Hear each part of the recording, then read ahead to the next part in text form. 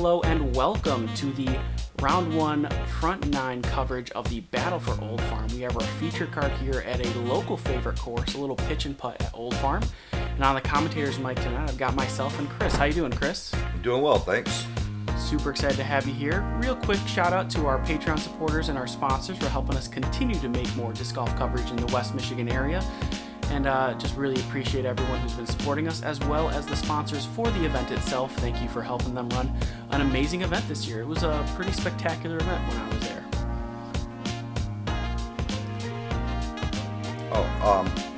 First up we have Lightning John, old pro from way back in the day, come out to decide to play with us guys today. Super excited to have him on. And here on the second card, we got you coming to join us today. Just under 900, you got 3 career wins under your belt. Home course for you? Johnson. Okay. Yeah. And this is my friend Jason Gervais. He is unrated, as you can see. He got a number specifically for this tournament. Super excited to see what he can shoot today. And the last on the card, we have Dan here, out from Illinois. He and his family is visiting up into Michigan. We actually get to see him later on the channel. Spoilers for another event. But super excited to have an outsider coming into Michigan, trying to take our trophies away. Here we have hole 1, 216 feet. What are you trying to do here, Chris? Most people are going to try to lay it up with a putter. It's pretty short. Don't want to slide too far. It's a hard, packed hill, so if you get too high, you can skip far away.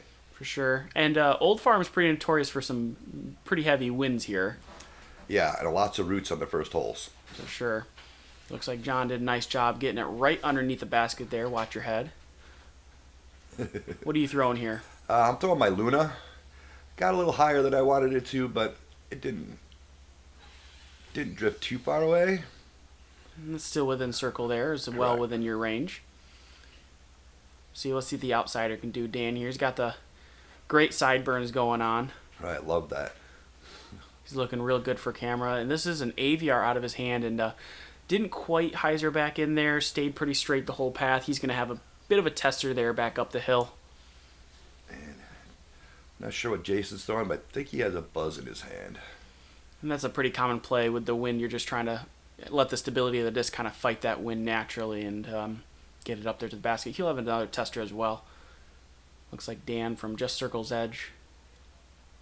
Oh, okay, first putt of the day. Get the jitters out. Yeah, and this is a pitch and putt course, so you're definitely looking to score on every hole you can here. How many of the first 5 holes are you trying to get? I would like to get at least 4 of the first 5, honestly. You got to start out fast here. Yep. If not, it can become a long day real quick. And you bang in that first putt, so you're off to a good start. You and John as well. John claiming that CTP. Pretty good start in CTP for the day. Yeah, that's going to be a tough one to beat without putting it in the basket. Hole 2, 185 feet, par 3. This is a little shorter, but much more wooded. You kind of got to get past this first gap. I think the play is to play in front of these trees, over the bridge, try to use the hill that player's on to your advantage and try to get it scooted towards the basket. But I've seen some people go wide as well. Definitely the safer play is inside. Do you think the forehand is the better play, righty? I like it if you can get that little turnover at the beginning. Mm-hmm. Get in there, hit, like you said, hit that hill, and the slope automatically slants behind. I personally like to take the outside route, a little more dangerous. Ooh, gotta lean it. But it makes a better ace run. Yeah, that was coming in pretty well. Hit that last guardian tree. John actually went on that inside route and scooted way past the basket. You'll see he'll have a tester coming through the woods back. Dan with that AVR again, looked like he's trying to go on the inside.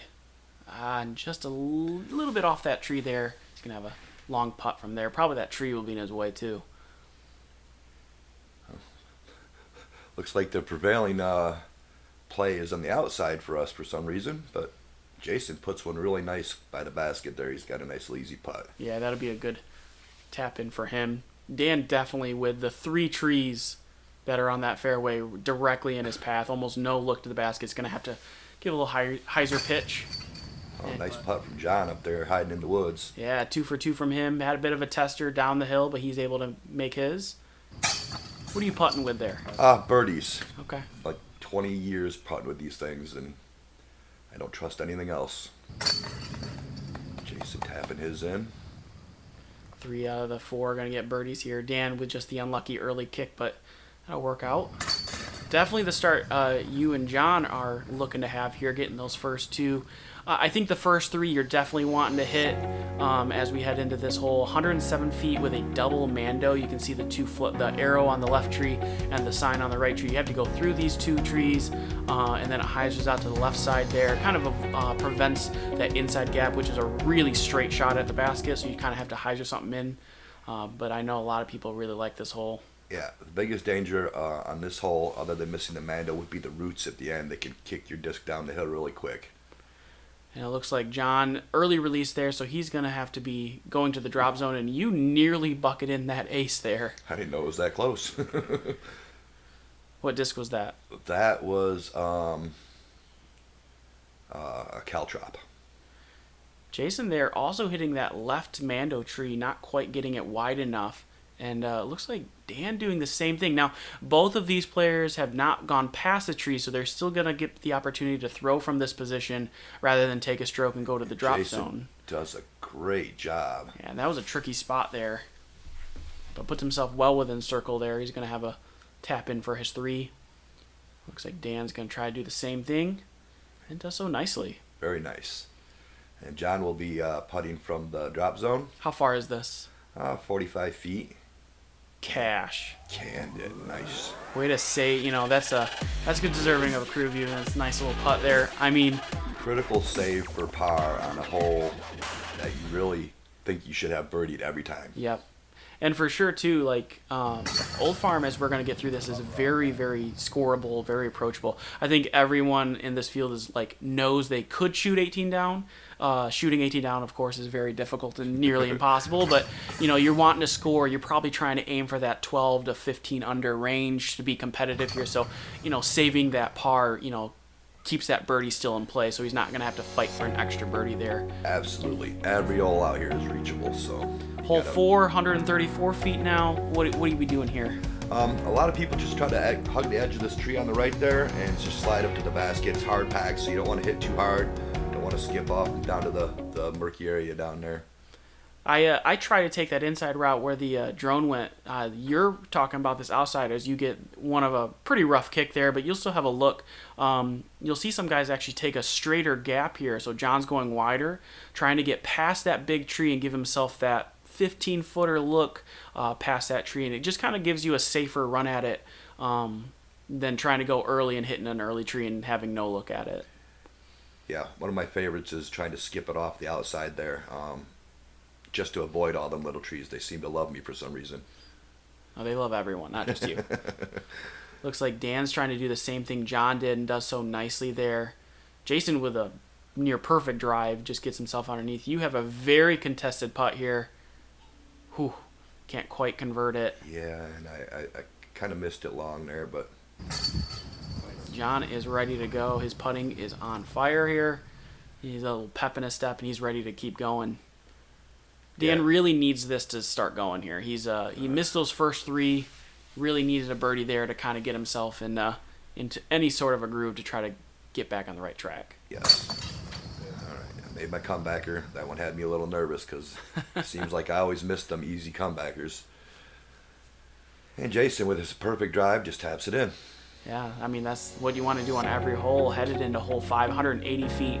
No mando here. There's two routes you can take. The drone's going to take the inside right gap here. You can also take the left gap as well. It's a little wider for those forehand players or bigger turnover shots, but you're just trying to throw something either dead straight through that right gap where the drone went and try to finish to the left of this tree, or you're trying to throw something big Annie and go around all the way. John elects to take the inside route, and... It's got a scoot, and that's a gives putt. himself an inside the circle putt for sure. This hole notoriously gets me every time.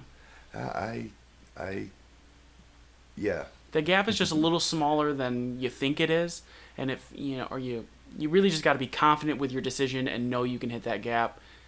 Yeah, if you try to waffle in between the outside and the inside, you're gonna hit that big tree on the left there every time.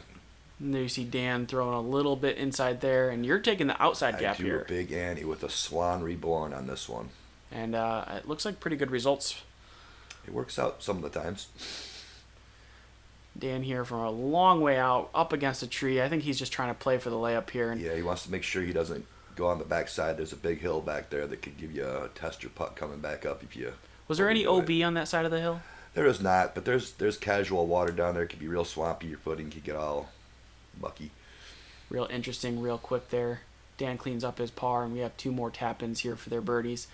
Pretty, honestly, this is one of the holes where, honestly, if you're playing for the best score, this is the first hole that could really get you if you off your line just a little bit.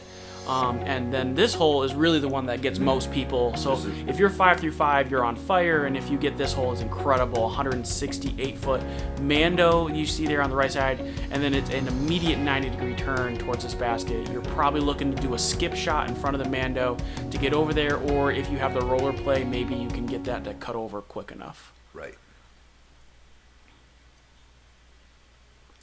I think Jan's going to try to play for that skip shot. And that Look looks at that. That really gives nice good. height. Not over enough still. Like you can see John execute that really well. Still probably 30 feet more to the left before he gets to that basket. And that's really, right here what Jason did is the common miss that happens where you skip it and it just kind of goes more straight. forward. Yep. But that's the good miss though. Right. Oh, this is looking great. Yeah, I got a really good skip on that one. And some good ground play. There's some roots in there that, especially by where you first skip, that'll send you straight. Yep. This is one of them hit or miss ones, and look at Dan there. He got himself a nice skip too. I'm not sure if he hit that tree down there. Yeah, he sure did.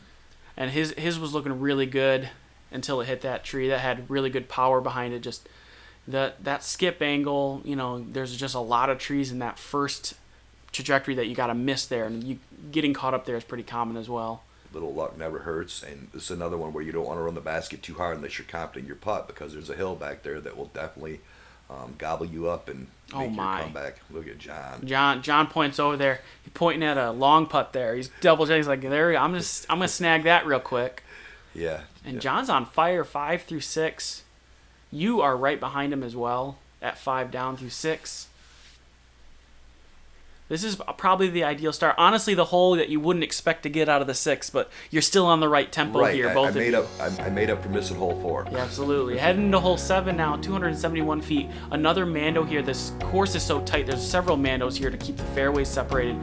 This one you have to hit to the right of that tree there. You see the pickleball court over there, very active. We actually recorded this in the morning before the tournament, and so we had a pickleball tournament happening all day. Yes, we did. You could hear them chanting and having a good time, but definitely something that played into people's concentrations. Yeah, looking at that pickleball court and knowing that it's OB, but now you have people on it to worry about can be disconcerting. Yeah, it can definitely affect your decision making. We had John with a great drive. You were going on the outside there. You thought that was going to the court? I knew I was going to it because I always go the inside gap, and I just kind of gripped it a little bit there. Thankfully, I didn't hit the tree, and I have a putt. There were several people who were lined up on that far left side. We had to just remind them that there was disc coming in that range, and most people got out of the way. They were very respectful. Both communities were really good about it, but there was definitely some people there.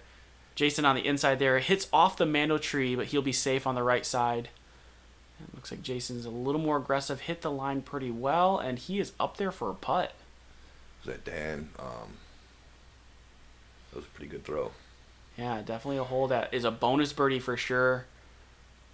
A little more technical. Looks like the wind's kind of taking over this one. Yeah, Jason wanted to run that a little bit, but he turned the disc sideways a little bit and let the wind get under it. I don't know if you watch John when he's putting sometimes. He puts this death grip on the disc that just distorts it. It's really odd. He putts with a really soft woodchuck. Yeah. And that's a tough angle from you. You can't quite see it from that camera angle, but you got to go big Annian. Looks like on the am side there, kissed off the left side there. That'll be our first bogey on the card here, but Dan able to clean up a birdie on a hole that's pretty difficult. Hopefully that can get him going. Starts him off, makes up a stroke on all of us and 2 on Jason there. Always feels good to get a stroke on the card. Yes. In that competitive mindset there. Headed now into hole 8. This is probably the last stretch of real short holes before we get into that open field on the right side there. 208-foot hole 8, par 3. OB on the sidewalk there and to the right of it. So that's the one thing you got to be careful of. Really just want to throw something dead straight right past that. If you hyzer way too left, you can get into that ditch in that hill there you're trying to Right. avoid. There's T-pad 7s over there, and there's a big hill that will eat you up. And there goes Dan. And he just couldn't get that disc to hyzer the way it needed to. It literally stays in the dead center of that path the whole way. John likes to go a little early. Gets him on that backside over there by T-pad 7 like we were talking about. He'll have a putt from there, but it's going to be pretty difficult. And you can kind of see in the trees here, the wind's really starting to pick up. It wasn't too bad to start the day, but it definitely got windier and windier as time goes on. This is I looking also great. went the inside route. I tend to like to go on the outside, but it worked out perfect. It gives me a decent shot at a putt there. And is that a Luna? That is my Luna, correct. Yep. Ever since I picked that thing up and started throwing it, I've been in love with it. Looks like Jason threw it a little too low there. This has got a good putt from there. Dan looking to convert and save his 3 here after his landed OB. And yeah. nails it. Nice. Doesn't need a lot of chains there if he just landed inside the bucket. Right. We've seen Jeff Bennett do that plenty of times at States. Yeah. And John is just going off on his putting. Holy smokes, he is making everything and making it count.